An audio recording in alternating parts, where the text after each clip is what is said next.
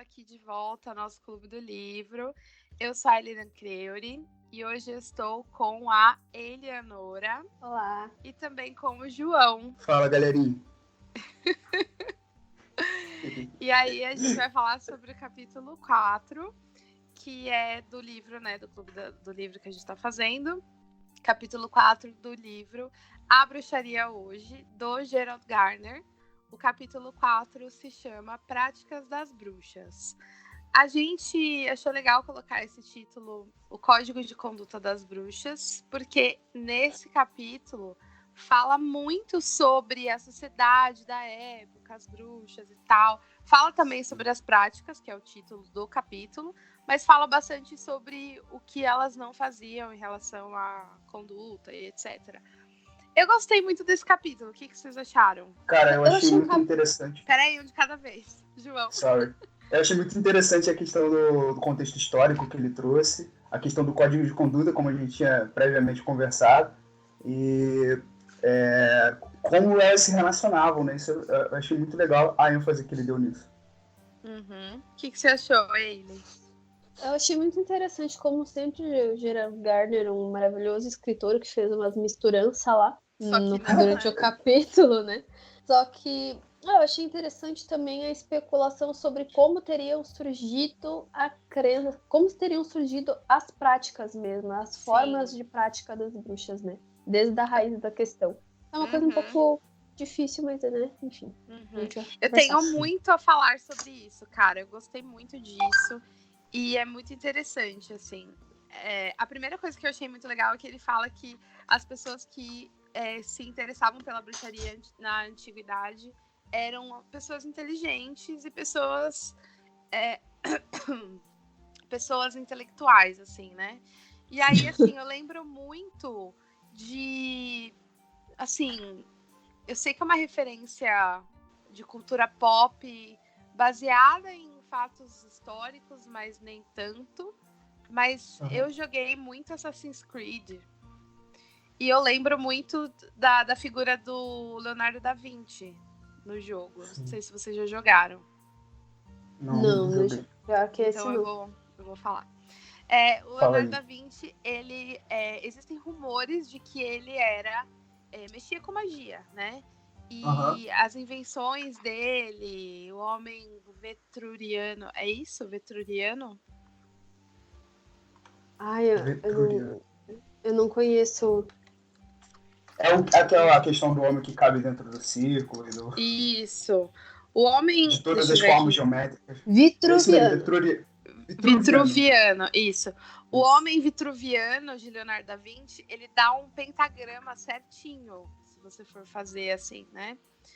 E existia muitos rumores de que ele fazia parte de alguma ordem de bruxaria, porque ele era muito inteligente, isso era um preconceito na época, mas também porque ele tinha ideias geniais que iam além da sabedoria mundana, digamos assim, né? O cara desenhou um helicóptero. Exato. Então, os rumores de que ele praticava bruxaria são reais. Mas aí a forma como o jogo desenhou ele é muito interessante, porque o jogo faz essa... Não sei se vocês já jogaram, mas o jogo faz uma assimilação, uma associação entre o conhecimento, os mistérios da ordem e a magia. E os deuses. Tem deuses no jogo. Então, é muito legal. E, assim, eu acredito que realmente ele tinha esse conhecimento ali que vai além do mundano. Ele, Galileu e outros mais pensadores, né, que foram para Shakespeare, que foram para esse lado.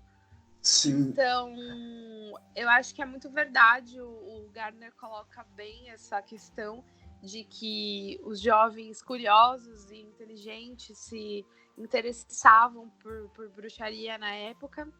E aí, eu acho interessante fazer um paralelo também, porque assim, ele começa a falar de como surgiu a Inquisição, de novo, né? Ele não superou esse tópico. Mas ele não vai superar nada. Não vai superar, né? Todo capítulo ele vai falar sobre isso. E aí ele fala, assim, como começou tal, mas uma coisa que ele não falou ainda, que eu achei legal que ele falou nesse capítulo, é que a igreja não achava ruim até um tempo a bruxaria, a feitiçaria e tal, até porque até papas, né? Até porque muitos conselheiros do rei eram adivinhos e feiticeiros. Então, todo rei tinha um conselheiro. E esse conselheiro ou conselheira, né? E essa pessoa era bruxo ou bruxa. Era obrigatório que essa pessoa soubesse interpretar sonhos, que soubesse fazer adivinhações, feitiços. Era obrigatório, como conselheiro do rei, ter essas habilidades. Então, era meio que normal, né?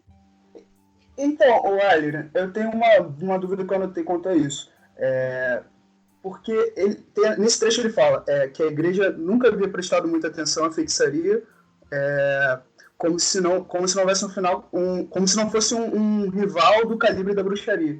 Ele faz essa distinção entre a bruxaria e a feitiçaria, e ele trata como se a feitiçaria não fosse ofensiva. Mas a bruxaria, sim. Por quê? Será que é porque tem uma questão cultural? Exatamente. Eu entendi também como se a feitiçaria fossem práticas que incluía, tipo, matemática, astrologia, etc., considerado feitiçaria, e a bruxaria é uma religião que cultuava deuses diferentes dos deles. Isso. A bruxaria era camponesa, era pagã, era de tribo, de aldeia. Que eles estavam tentando dominar. Isso. E a feitiçaria era um ofício, uma ciência, uma inteligência, era uma coisa mais estruturada, digamos assim, para eles, né? E aí, beleza. Aí o turning point, o negócio que virou mesmo, foi quando o cristianismo começou a dominar. Aí vocês imaginam, os reis que tinham esses conselheiros bruxos, pagãos, enfim, começaram a meio que convencer ali. Era uma convenção, é tipo Despacito. Todo mundo sabe cantar Despacito. Por quê? Porque foi incutido na nossa cabeça Despacito, né? Então, nesse momento, agora você está cantarolando Despacito na sua cabeça. Porque, entendeu? Então, naquela época, era tipo isso. Foi se incutindo o cristianismo na cabeça de todo mundo. E essas pessoas inteligentíssimas, que tinham a sabedoria mágica, simplesmente entenderam que era melhor falar: nossa, vamos cultuar o novo Deus, porque senão eu vou morrer, mas eu não vou falar isso, entendeu? Mais ou menos essas palavras até que ele coloca, não de Despacito, né, mas ele coloca, então vamos lá para não morrer queimado e manter as nossas crenças e manter esses conhecimentos, vamos para a igreja ser bons cristãos. Exato. Tem um trecho engraçado que ele fala sobre o fato das bruxas espalharem boatos, né? Elas se aproveitavam do medo, do terror que as pessoas tinham, que foi incutido pela igreja. E dos demônios. Exatamente, usavam isso para poder elas saírem à noite, porque ninguém saía à noite. Todo mundo tinha medo disso. Elas se aproveitaram. Muito maneiro isso. Sim. E muitas delas também faziam isso para despistar, por exemplo. Porque, gente, o pessoal andava a cavalo naquela época. Então, assim, se eu for ter um ritual hoje à noite, eu vou falar pro cara lá que é Witch Hunter, que é caçador de bruxas, eu vou falar assim: eu ouvi um boato de que tá tendo coisa lá no outro lugar. Aí o cara ia a cavalo lá, perdia a viagem e elas iam todas pro ritual, entendeu? Passando da vida. Aí, inclusive, nessa parte do livro comenta que eles cuidavam para primeira casa da vila e a última serem de pessoas do culto, até para dar uma vigiada, para ajudar as bruxas novas que chegavam e tal. Mas a igreja também muito esperta para o pessoal estruturar as coisas de forma a ter espiões dentro das vilas, para dedurarem as outras pessoas. E isso foi o que mais ajudou a arrasar com o culto. Sim. Botava as pessoas umas contra as outras, era um negócio bem cruel, né? Sim, e teve uma época que, tipo, se tu acusasse uma pessoa de bruxaria, tu ficava com os bens dela. Tipo, a igreja tomava os bens, mas tu ficava com parte, entendeu? Aí as pessoas mais ricos, os de melhor família, que não fossem poderosos o suficiente para se defender, começaram a ser acusados de bruxaria. E, inclusive, isso foi o que fez o troço ficar louco, o bagulho ficar louco lá em Salem. Que foi o lugar que ficou mais conhecido. Pulando gerações, mas sim, pulando gerações, mas... Né? Sim, com certeza. Nessa parte de perseguição e tal... Você fala Salem, peraí, você fala Salem. É Salem ou é Salem? Eu falei errado. Não, tá certo. Mas eu falaria Salem. Eu sempre falei Salem e agora eu não consigo tirar da minha cabeça. Mas o certo é Salem mesmo, tá certo. Você é toda inglesona aí. Fala, João. Nessa parte sobre perseguição e sobre os caçadores de bruxas, eu anotei aqui a parte que ele fala sobre os juízes, né, que julgavam as pessoas. E eles não levavam em conta que não fazia o menor sentido a pessoa vender a alma para o diabo e por causa de 9 anos de fartura, de prosperidade, pelo resto da eternidade, que ninguém faria um negócio desse. E eles não estavam, na verdade, eles não estavam se importando se a pessoa estava, de fato, cultuando outro deus, se a pessoa estava... Não era isso, a questão também era muito mais forte a questão da dominação. Porque você criar um Deus que está em todos os lugares, te julgando para todas as coisas que você faz, transforma muito mais fácil você subjugar um povo, sendo que você não pode estar em vários lugares ao mesmo tempo. E esse Deus era interessante, porque tem essa questão da dominação e tem essa questão do controle, tipo assim, como só os papas tinham acesso direto a Deus, papa, padre, enfim, tinham acesso direto a esse Deus, e ele não manda sinais, ele só diz: a palavra do Senhor diz que... E as coisas eram em latim, como a gente falou antigamente, como a gente falou nos outros vídeos. Então, assim, era fácil falar assim: olha, Deus falou que se você fizer isso, você vai pro inferno. Pronto. Controlei, entendeu? E aí eles faziam essas enforcadas, faziam essas queimadas na frente de todo mundo para mostrar uma lição. Tipo assim, se você não fizer isso, você vai ser o próximo, independente do que fosse. Sim, inclusive Exatamente. Comentar no capítulo que foi aí que a bruxaria começou a se individualizar, digamos assim. Porque antes os cultos das bruxas eram sempre praticados em grupos, só que daí com o medo e com essa retração para as sombras, os rituais começaram a ser praticados em menor número, começaram a ser praticados apenas em família, e olha lá. Nessa época, as bruxas começaram a praticar os cultos, por causa da retração para as sombras, a praticar os cultos apenas em família, apenas dentro de casa. Antigamente eram grandes grupos, várias pessoas participavam, várias pessoas assistiam. E com tudo isso que aconteceu e essa retração, o pessoal começou a praticar apenas dentro de casa, só com a família e olha lá. E isso fez com que a bruxaria acabasse, de certa forma, individualizando. Foi aí que começou as vertentes da bruxaria a se individualizarem mais, porque hoje em dia a gente conhece mais a bruxaria solitária, se pratica mais do que em grupo, né? Mas a bruxaria nasceu como algo em grupo. Sim. E também foi nessa época que começaram a ser escritas as coisas, porque até então o conhecimento era só oral. Ainda que existisse várias orientações a respeito desses escritos, né? Tem uma parte ali no livro, um parágrafo que fala que geralmente na primeira folha desse livro de estudos das bruxas tinha algumas orientações, como não guardar escritos de outra pessoa, porque podiam servir para incriminar, se a pessoa fosse pega ou morresse, que aquele livro fosse queimado, para que não ficasse como prova, porque isso também colocaria o pescoço dos familiares e amigos da pessoa na fogueira. Alguns outros escritos também a respeito até se a bruxa fosse, se ela fosse pega. E como ela deveria se comportar perante a Inquisição, que ela deveria negar tudo, dizer que um diabo visitou ela nos sonhos e obrigou ela a escrever aquelas coisas, Que foi exatamente o que a menina do Salem falou, né? É? Eu não... Foi. Ela falou exatamente as mesmas coisas. Também que no caso dela ser pega e não aguentar a tortura, para ela falar que... eu não me lembro, falar que tava fora de si, que tava enlouquecida, que não se sentia bem, para que se mantessem os segredos das bruxas, que ela devia, tipo, perguntar para eles o que vocês querem que eu diga para acabar com o meu sofrimento, né? Para que assim ela não revelasse nada. Porque se ela revelasse alguma coisa, no caso assim, se ela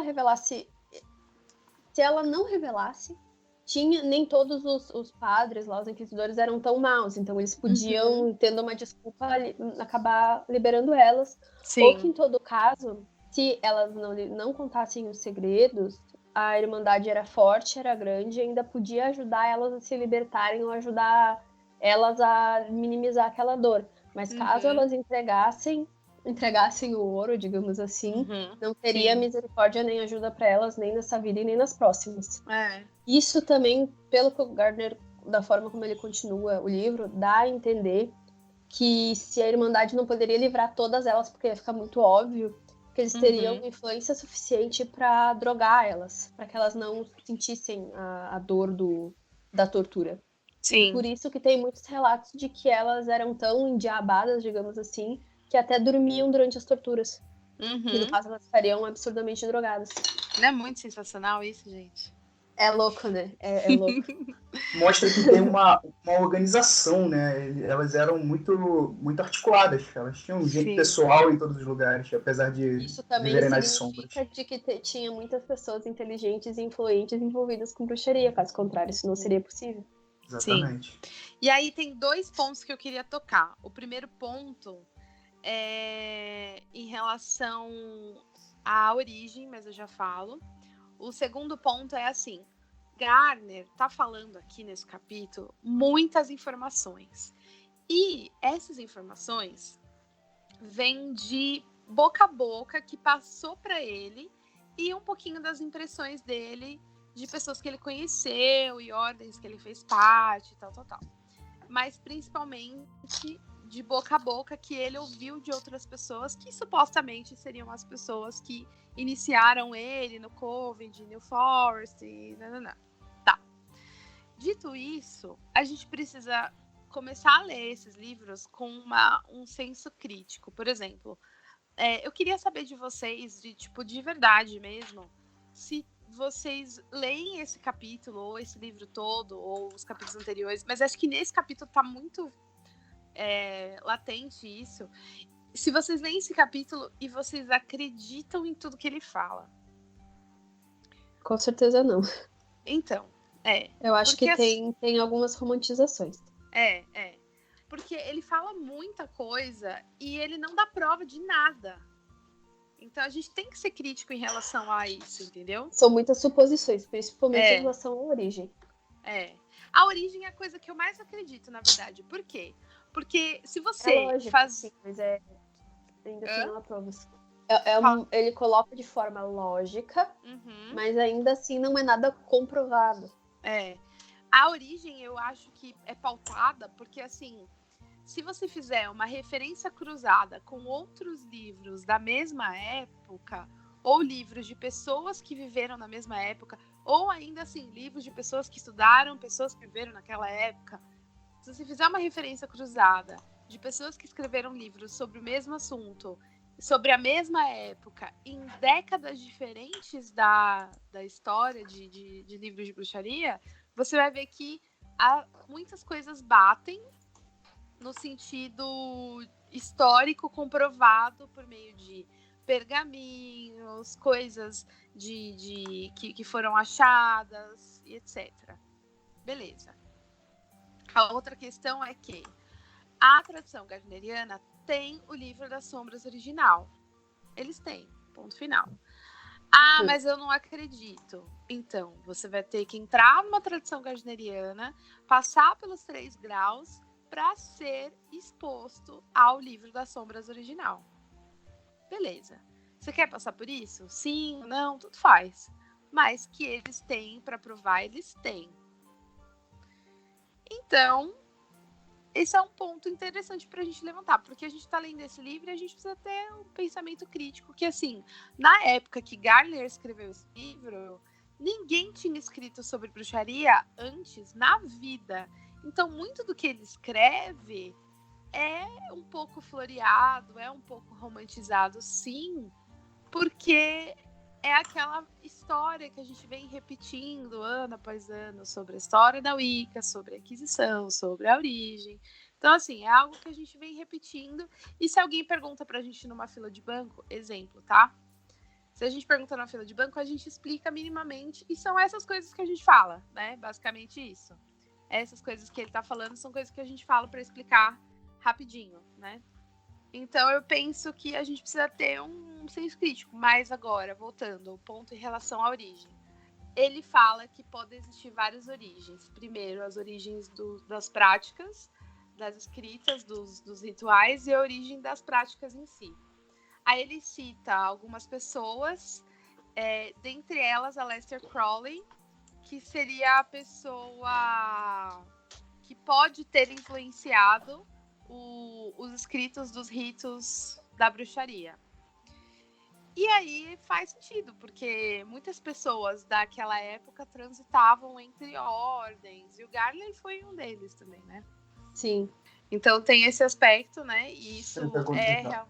Oi, João? Uma coisa eu queria... Perdão, é a Golden Dawn, né? Onde ele encontrou o Crowley. Outra coisa que fala a respeito da bruxaria ter sido ligada a demônios, ser ligada a pactos, que na verdade o que popularizou esse negócio de pactos foi uma história pra boi dormir, né?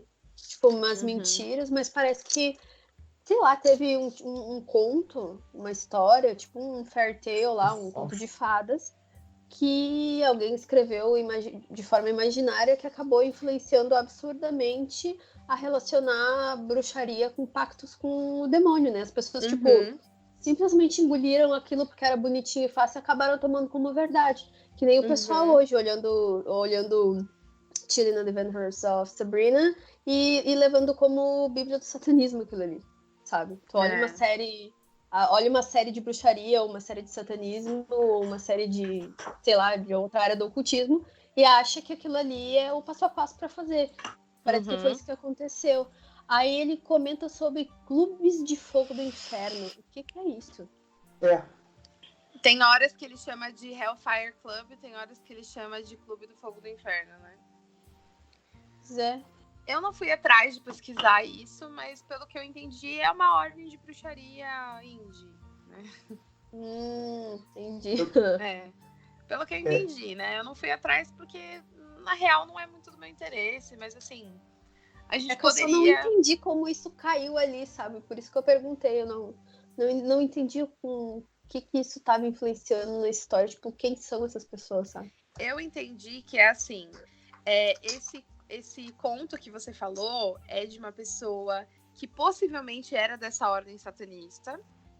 E quando eu digo satanista, não tem nada a ver com demônio, satã. Tem a ver com ocultismo e adversário, né? Então, assim, na questão de eu não gosto da igreja, eu quero fazer a minha vida pelas minhas próprias mãos, usando alquimia, usando o que quer que seja, usando necromancia.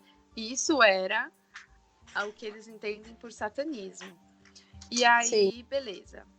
Essa pessoa supostamente faria parte desse culto e foi descoberto que ele tivesse feito um pacto com o Deus da Morte.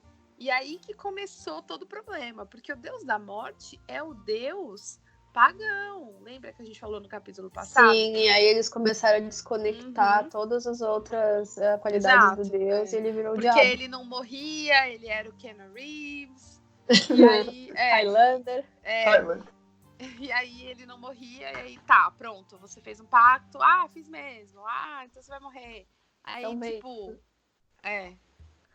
enfim, aí beleza. Aí, agora, uma coisa que é, cara, sensacional é que ele puxa origens por probabilidade, né? Ele puxa as origens por probabilidade e ele chega muito perto da verdade, porque assim, aquilo que eu tava falando dos reis, ter um conselheiro, tal, começou de fato no Egito. Então, quando vocês virem alguém que é wiccaniano e cultua deuses egípcios, é a origem de tudo, na verdade, né? Porque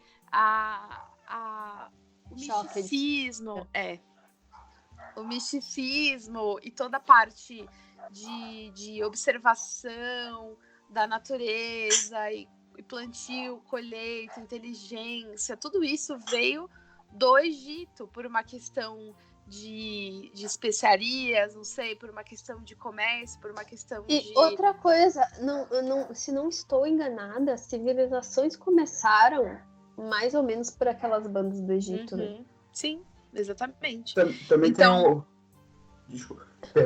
Também tem as teorias de que, por exemplo, Hermes Trismegisto teria vindo do Egito. E aí os ensinamentos dele ficaram ali alocados naquela região, repassados. Exatamente. Então, o Egito é a origem, né, de tudo. Então, os deuses egípcios são os deuses milenários, antiquíssimos, né? E aí, logo em seguida, vem ali, vindo mais para a esquerda, a influência romana no culto, mais voltado para o calendário lunar. E aí que começou o culto de Diana. Então, a ordem cronológica de culto seria mais ou menos essa. Suméria, né? Mesopotâmia, Suméria, daí os deuses egípcios, daí a Diana, e daí veio para a Itália, Roma, e aí sim veio para a total esquerda do mapa mundi, para Irlanda, Europa, Escócia, Inglaterra. Eu falei Europa, eu queria falar Inglaterra. Então, Então, foi vindo, sabe? E aí, aí que eu queria chegar. O culto de Diana... Eu vou falar de Diana, gente. Ela não aguenta. O culto de Diana... Eu falo de Diana todo vídeo. O culto de Diana começou do lado direito e do lado esquerdo do mapa mundi simultaneamente. E tanto que Diana está, eu sei, não é uma referência, mas Diana está na Bíblia. Então, eu não sei se eu já falei isso. Não é uma referência, mas prova que ela já existia antes da Bíblia, senão de forma variada, né? Exatamente. Eu não sei se eu já falei isso, mas enfim, ela está na Bíblia e o culto dela era muito grande, E aí, algumas pessoas na borda ali conheciam ela e não necessariamente moravam em Roma, mas sabiam que o culto dela existia. E aí, uma coisa que é interessante é que naquela época da Idade Média, uma mulher foi levantada, que era Aradia, para trazer a magia para as pessoas marginalizadas, que é bem nessa época que o Gardner está falando nesse capítulo, é exatamente a mesma época, que fala que as bruxas cuidavam umas das outras para não sofrer inquisição, morte e tal. Nessa época, Aradia estava viva, encarnada, e estava ensinando as pessoas a magia, a bruxaria, para que elas se defendessem da polícia, digamos assim, entendeu?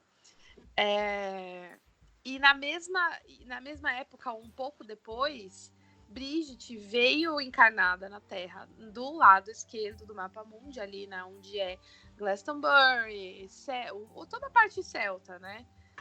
Glastonbury, Irlanda, Escócia, Inglaterra, Reino Unido, toda aquela parte. Veio a Brigitte e trouxe pessoas para iluminar a vida das outras pessoas por meio da inteligência, por meio da magia. E muito antes existe o mito de que ela trouxe o fogo.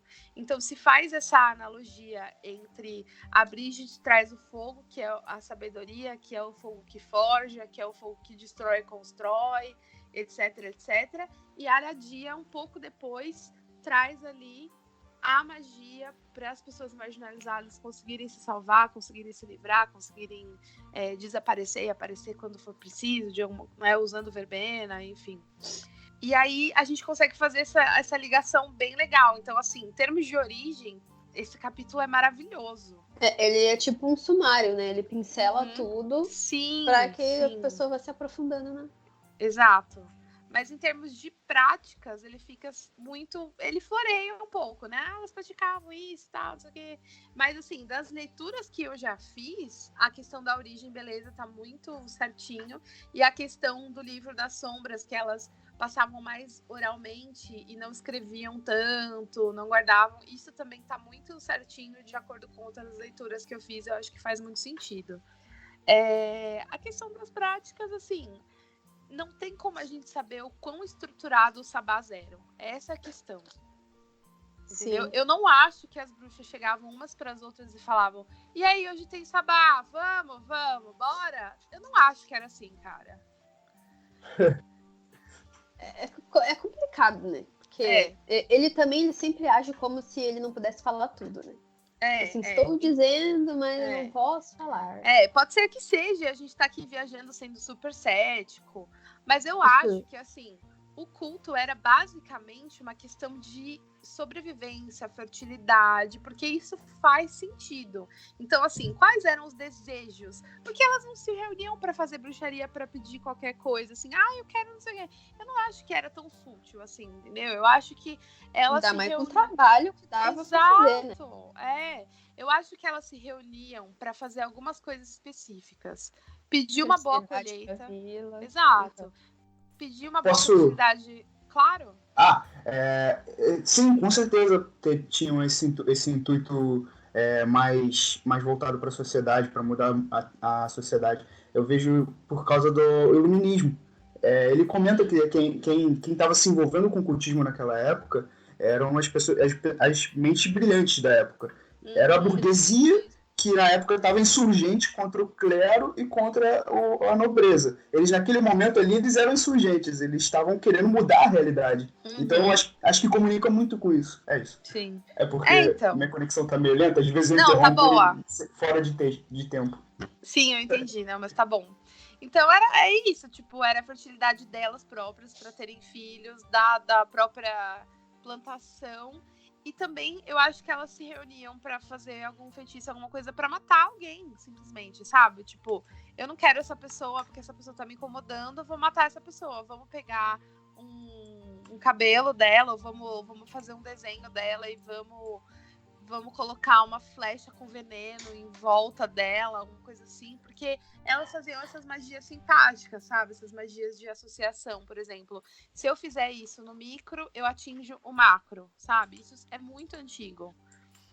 Então, eu acho que elas faziam essas coisas, sabe? Eu, pensando nas necessidades da época, era aquela coisa mais egoísta de vamos matar tal pessoa, vamos fazer um feitiço para tal pessoa, vamos envenenar tal pessoa, ou vamos fazer o cabelo... enlouquecer, ou fazer o cabelo da outra cair, não sei. Tinha, claro, as questões fúteis, mas era uma questão de tipo, essa pessoa tá me incomodando por uma razão X, então vamos fazer algo a respeito. Então, às vezes elas se reuniam para fazer uma poção e alguma coisa do tipo. E, claro, os rituais sazonais eram rituais, mas num ponto de vista não tipo, nossa, estamos fazendo bruxaria. Não era isso, era tipo uma coisa natural, assim.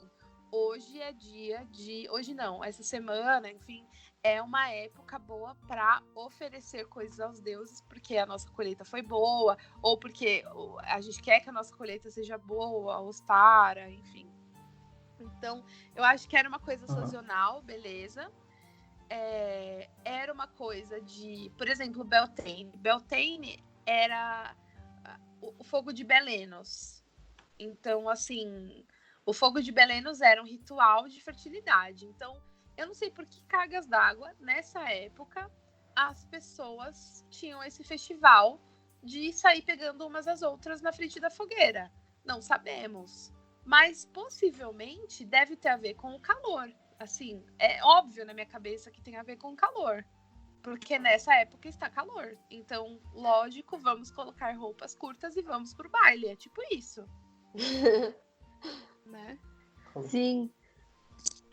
Então, eu entendo que ele floreia por um motivo, mas eu acho que a gente tem que pensar, tipo, muito crítico quando a gente tá lendo ele ou qualquer outra coisa. Tipo, se faz sentido E beleza, faz sentido? Então, como que isso faz sentido? Vamos pensar, imaginar a época, como que era. E nisso a cultura pop ajuda muito, cara. Porque se você lê livros de cultura pop que foram bem pesquisados, como Marion Zimmer, Bernard Cornwell, etc. Não consigo lembrar deles dois agora. Você vai ter uma boa perspectiva do que era na época, né? Até Tolkien, por mais que seja ficção, ele teve uma pesquisa de aldeia, enfim, teve uma pesquisa. Sim, final, ele não tirou o negócio do nada. Exato. Tem até um livro que é um livro sobre mitologia celta, que eu esqueci o nome, O Anel de alguma coisa, que me fugiu o nome, que dizem que ele se baseou para fazer também a história do Senhor dos Anéis. Exatamente. A história do Senhor dos Anéis é relacionada ao anel o anel dos Nibelungos. Obrigada. Então, ninguém tira nada do nada, sabe? Só o cristianismo mesmo. Também não tiraram, porque o continho deles... Que também não tirou, né? Tirou muita coisa do paganismo. Não, mas ele ia falar alguma coisa de Horus, eu acho. Era isso aí mesmo. Não tirou nada de nada. Mas ainda que não seja, tem quem fale que essa história aí de Horus que é mentira, né? Que essa não é a história de Horus. A questão de ser crucificado, ressuscitado. Tem quem diga que já foi comprovado que essa história é mentira, porque foi um autor com um pouco sem crédito, sem credibilidade, que postou, não sei o quê, mas enfim. Tem em outras culturas também a mesma história, não é só. Tem mesmo. Então, acho que é isso, né? Acho que a gente tá no caminho certo de pensar de forma crítica e tal, bem legal. Tem mais alguma coisa que a gente não falou? Acho que não. Acho que é só ali que ele ressalta aquela parte, né? Você não pode ser bruxa sozinha. Achei tão bonito mesmo. É legal. É legal. Eu acho que isso é muito atual também, assim, porque, tudo bem, a gente sabe que a Wicca Garneriana não aceita bruxaria solitária, porque é uma prática de coven, né? E hoje a gente vive num mundo muito individualista, onde a Wicca Garneriana não é viável, né? Então a gente pratica sozinho, a gente tá muito sozinho o tempo todo, a gente tem 2 horas de deslocamento para chegar em casa depois do trabalho, então, assim, isso é muito... É o reflexo da nossa sociedade, e isso não nos permite nos dar ao luxo de praticar algo em grupo, né? E a gente acaba ficando muito sozinho. Mas, pensando no ponto de vista dele, faz muito sentido, porque eu tenho a sensação, e aí vocês me digam, mas eu Ailiran, tenho a sensação de que sozinha eu chego até um ponto. E é limitado, sabe? Pois é, eu avancei sozinha, porém, quando eu comecei a entrar em contato com pessoas legais, sabe? Falando nossa linguagem de dia, pessoas legais, pessoas que têm interesse, algumas com muito conhecimento, outras com nem tanto conhecimento, mas com boa vontade e com seriedade a respeito do assunto. Parece que eu vinha a passinhos de formiga e dei um salto. Porque não é só o estudo, mas a experiência que se compartilha que causa o crescimento também. Sim, exatamente. E o fato da gente não se sentir sozinho e poder compartilhar as coisas e poder validar, porque eu sinto isso até no meu trabalho. É verdade. Eu trabalho com educação e, assim, às vezes eu fico super angustiada com algumas coisas. E aí eu converso com outros colegas de trabalho e eu vejo que eles estão tendo o mesmo problema que eu. E aí eu falo, nossa, tá tudo bem. Então, é verdade. Então, na bruxaria é a mesma coisa. A gente tem os mesmos problemas. Quando eu comecei a meditar, eu tinha muito problema com isso. E eu não tive ninguém para poder falar para mim assim... Eu vou falar uma frase você não é inútil. Eu vou falar uma frase escrota, mas assim, eu não tinha ninguém pra falar pra mim, assim, que era difícil. Tipo assim, eu não tinha contato com ninguém, e aí não tinha ninguém pra me falar assim, nossa, eu também tô tendo muita dificuldade e tal, não sei o quê. Então, eu não racionalizei o processo, sabe? É como se fosse aquela frase escrota, assim, ninguém disse que era impossível, foi lá e fez. Sabe? Sim. Então, Sim. como eu não tive contato, eu tive um contato com uma pessoa que ensinou. E aí eu falei, tá, eu vou fazer exatamente o que essa pessoa tá me falando. E aí, não foi fácil, mas como não tinha ninguém para me dizer que também estava difícil, eu consegui.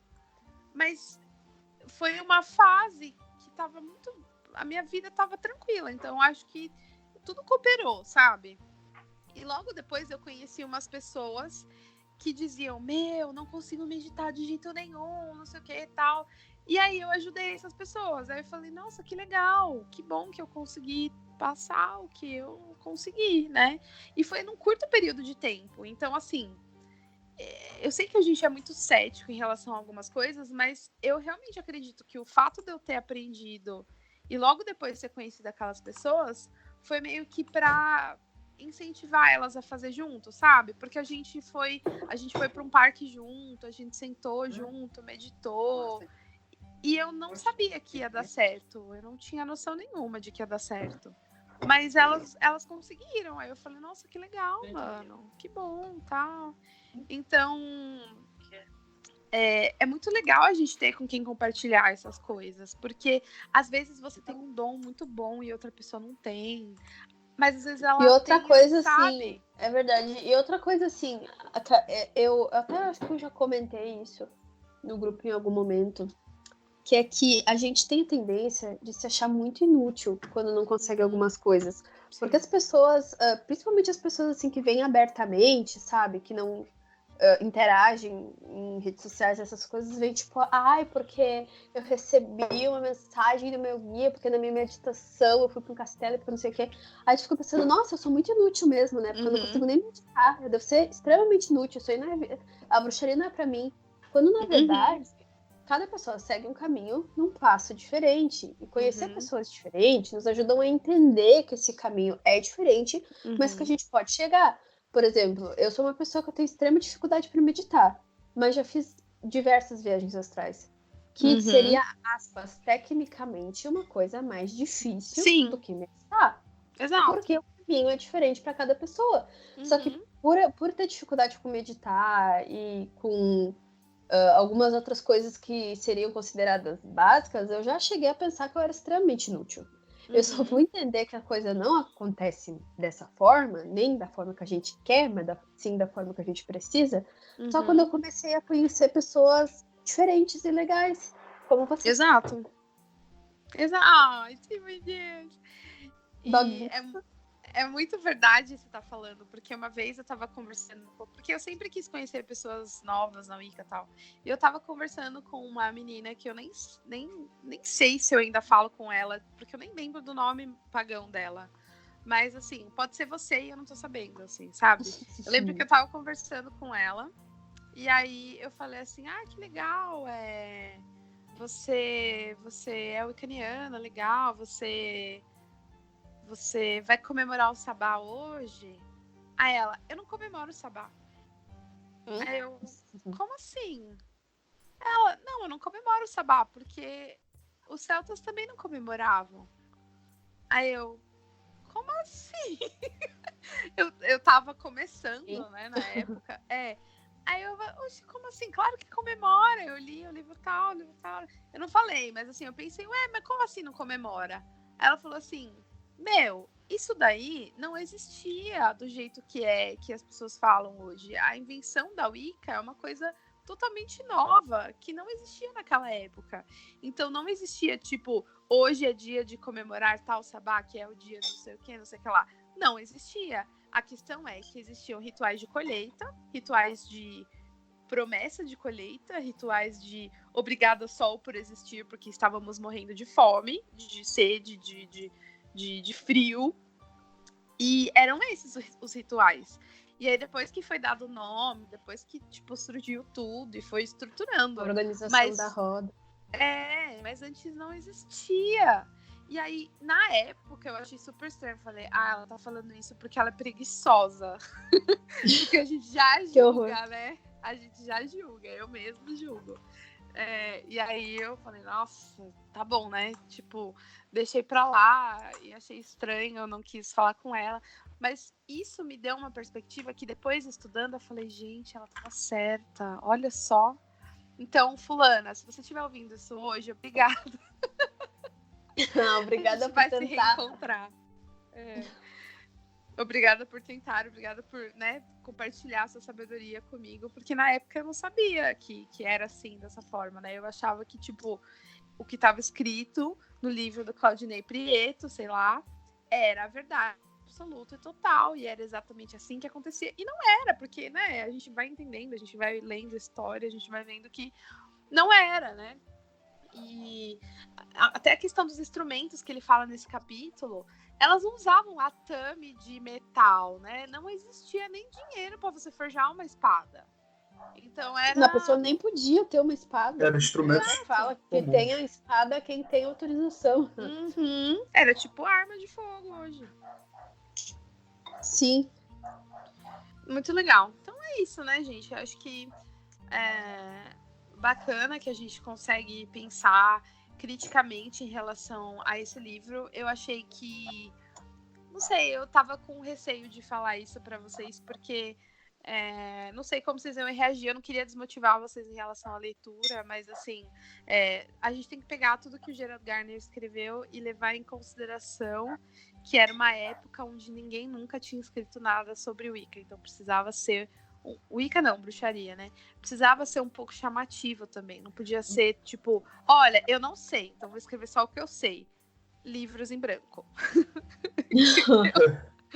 Porque era basicamente isso. Se ele fosse escrever só o que ele tinha certeza, ou ele quebrava os juramentos, ou ele não escrevia nada. Sim, é por isso que ele fica raso muitas vezes, porque ele, tipo, parece que, no jeito que o livro tá escrito, parece que ele tá louco pra contar e não pode contar. Sim, quando ele tá começando a engrenar, ele dá uma parada, dá uma freada. Exatamente. Mas muito bom, muito bom. Eu agradeço muito a presença de vocês, acho que foi fundamental, tá sendo fundamental fazer isso em conjunto. Eu faria sozinha, mas não tem a mesma graça se não tem vocês junto.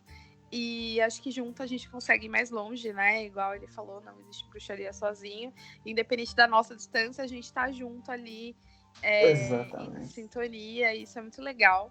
Se você quer fazer parte do grupo do Wicca Triluna, precisa ser maior de idade, 18 anos ou mais. Precisa ter vontade de estudar, vontade de aprender. E se você quiser fazer parte especificamente do Clube do Livro, entra no grupo do Wicca Triluna no WhatsApp, que tá aí no link na descrição. E aí fala que você tem interesse, né? Que nem o João entrou há pouco tempo, né, João? Sim, meus primeiros contatos, né, com o Wicca. E esse grupo tá me agregando muito nesse quesito de estudos. Muito bom, foi muito maneiro. Legal. Então é isso. Tá vendo? Você não precisa ser um expert, é só a gente ler o capítulo e comentar o capítulo junto, sabe? É bem isso. Não precisa saber das coisas, não precisa ter vergonha também, porque tá todo mundo aprendendo junto e tendo dúvidas junto, né? Que é muito legal. E esse livro tem bastante pano para dúvida, viu? Então, se você quiser fazer parte desse clube do livro, é só entrar no grupo do Wicca Triluna, se apresenta, tal. Vocês têm alguma coisa para dizer? Não, pra mim era isso. Então, beleza. Então, agradeço a presença de vocês e até a próxima. Blessed be. Valeu, gente. Tchau, gente. Blessed be. Blessed be.